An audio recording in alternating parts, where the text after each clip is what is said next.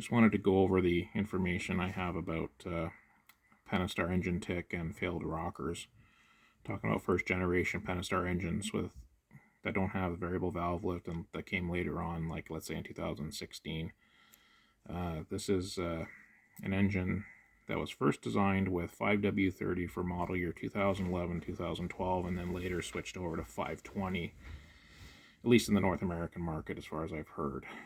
So, little history on these rockers that I am aware of is this shaft in the center of it, when they first came out with this engine, was a fixed shaft.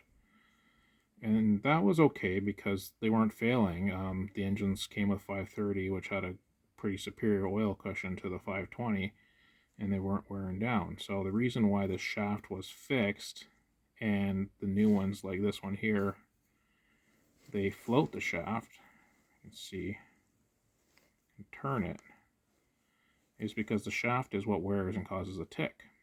Alright, here's one that's cut away, and there is the wear to the shaft.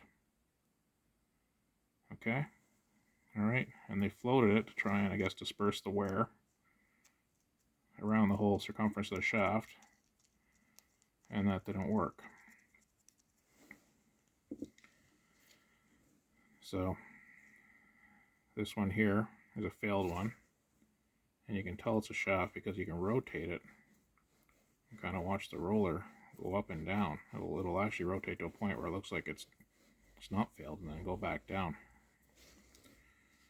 and then you have a good one right there. So just in my experience and why I believe it's oil is just kind of the data that I've experienced working with Chrysler for basically before the Pentastar engine came out and up until about 2022. I was with them.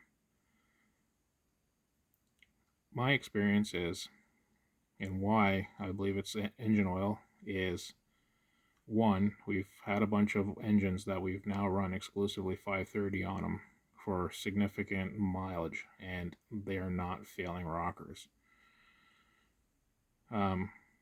The other piece of data I have is I've only ever repaired 2 engines that had 530 in them, and keep in mind they would have been built with a first generation rocker that was not the preferred design.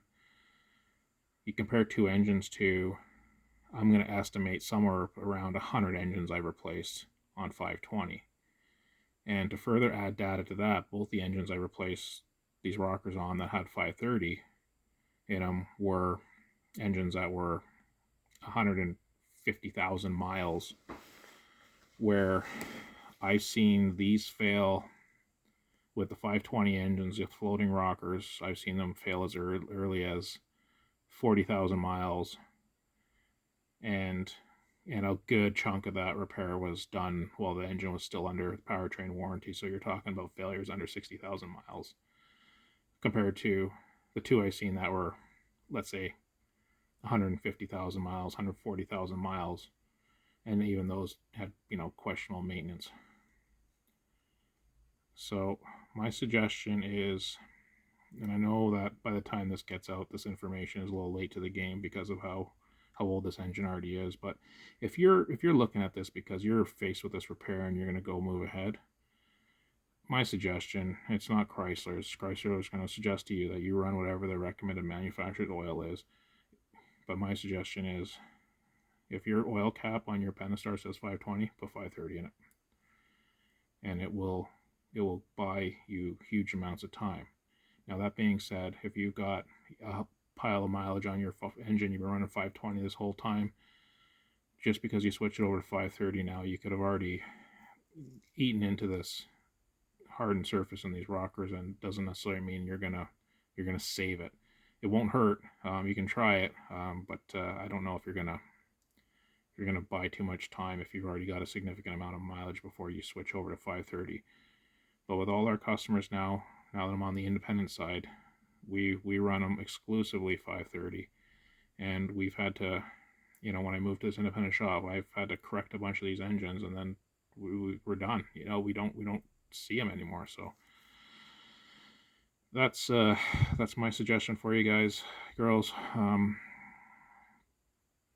That yeah, if you just have a 520 Pentastar, and like I said, if you're facing the repair and that's why you've stumbled across this, I would strongly suggest you run a 530 oil. Doesn't matter if synthetic, doesn't matter if it's regular, just run 530. You need that extra weight to properly lubricate these things.